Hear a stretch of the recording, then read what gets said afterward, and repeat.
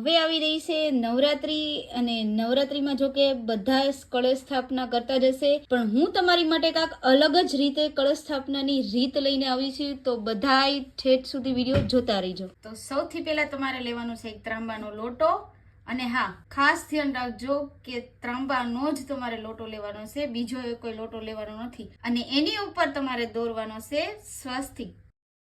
અને હા, કળશ ઉપર ખાસ કરીને સ્વસ્તિક દોરવો જરૂરી છે, કેમ કે સ્વસ્તિકનું કારણ ઈ છે કે એના લીધેથી શ્રી ગણેશની હાજરી રહેશે. અને હા, આપણે ગમે ત્યારે કાંઈ પણ પૂજા કરી તો પેલા શ્રી ગણેશને યાદ કરીશું, એટલે આપણે જે સ્વસ્તિક કર્યો છે એ ગણેશજીનું પ્રમાણ છે. પછી તમારે લેવાનો છે નાળાછેડીનો દોરો. અને હા, એક વસ્તુનું ધ્યાન રાખજો કે આ નાળાછેડીનો દોરો તમારે કળશ ઉપર 9 વાર વીંટવાનો છે. એનાથી ઈ થશે કે આપણે 9 માતાજીની આરાધના કરીશું. એના પછી આપણે લેવાનું છે ગંગાજળ. ગંગાજળ, અને હા, થોડુંક ગંગાજળ નાખી દો. પછી તમારે નાખવાનું છે આખો કળશો ભરાઈ જાય એટલું પાણી. એના પછી આપણે લેવાની છે હળદર. મેં અત્યારે પીસેલી હળદર લીધી છે, તમે હળદરનો ગાંઠિયો હોતન પણ લઈ શકો છો. ઈ પછી તમારે કળશમાં પધરાવી દેવાનું છે. અને હા, તમે હળદર કળશમાં પધરાવશો ને તો તમારા ઘરની જેટલી પણ નેગેટિવિટી હશે ને એ દૂર થઈ જાય. અને પછી તમારે લવિંગ એમાં પધરાવવાના છે.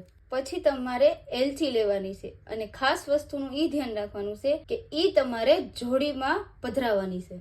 પછી તમારે એક સોપારી લેવાની છે, એને પણ જલમાં પધરાઈ દેવાની છે. પછી તમારે લેવાનો છે એક રૂપિયાનો સિક્કો, અને એ પણ આ કળશમાં પધરાવી દેવાનું છે. એક રૂપિયાનો સિક્કો પધરાવો એનો અર્થ ઈ થાય કે આપણા ઘરમાં લક્ષ્મીજી સદૈવ માટે વાસ કરશે. પછી તમારે લેવાના છે ચોખા, ઈ પણ ઈ કળશમાં પધરાઈ દેવાના છે. પછી તમારે લેવાના છે થોડાક ફૂલ, અને ઈ પણ આ કળશમાં પધરાઈ દેવાનું છે. મેં લીધી છે અત્યારે અહીંયા ખાંડ, પણ તમે કોઈ પણ મીઠી વસ્તુ લઈ શકશો, અને ઈ પણ આમાં પધરાઈ દેવાનું છે. અને હા, પછી તમારે લેવાના છે આસોપાલવના પાન.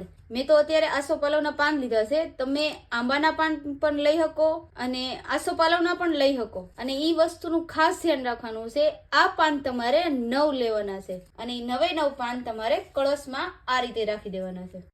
અને હા, એવું ફરજિયાત નથી કે તમે 9 જ પત્તા લ્યો, તમે 5 પણ લઈ શકો અને 7 પણ લઈ શકો. પછી તમારે એક નાની એવી પ્લેટ લેવાની છે, અને હા, એમાં પણ થોડાક પુષ્પ નાખવાના છે. પછી ઈ પ્લેટને તમારે કળશ ઉપર એકદમ પરફેક્ટ આવી જાય ઈ રીતની રાખી દેવાની છે, આ રીતે. પછી તમારે લેવાના છે ચોખા. અને હા, ચોખા એટલા તમારે આમાં નાખવાના છે કે આખી પ્લેટ ભરાઈ જાય ને ત્યાં સુધી.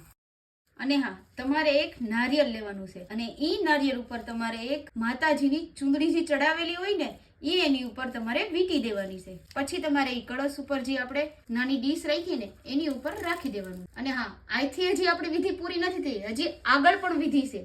અને હા, તમારે આ રીતનું એક માટીનું વાસણ લેવાનું છે, અને પછી એમાં થોડીક માટી નાખી દેવાની છે. અને હા, મેં થોડાક જવ તો જો કે નાખી દીધા છે એમાં, પણ તમારે વધારે નાખવા હોય ને તો તમે વધારે હોતો નાખી શકો. પછી તમારે શું કરવાનું છે, પાણી લેવાનું છે, અને પાણીથી તમારે ધીમે ધીમે આવી રીતના ધાર કરવાની છે એની પર.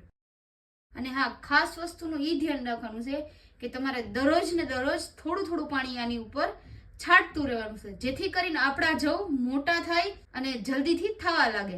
અને હા મિત્રો, અમારે ત્યાં તો આવી રીતના કળશની સ્થાપના કરી છે. તમારી ત્યાં તમે કઈ રીતના કરો છો એ કોમેન્ટમાં જણાવજો. અને હા, માતાજીની જો તમે આવી રીતના કળશ સ્થાપના કરશો શ્રદ્ધા ભાવ અને ભક્તિથી, તો અમારે ત્યાં તો માતાજી આવશે, પણ તમારે ત્યાં પણ આવશે. તો બધાય બોલો પ્રેમથી જય માતાજી. અને હા, તમને અમારો આ વિડીયો કેવો લાગ્યો એ કોમેન્ટમાં જણાવજો.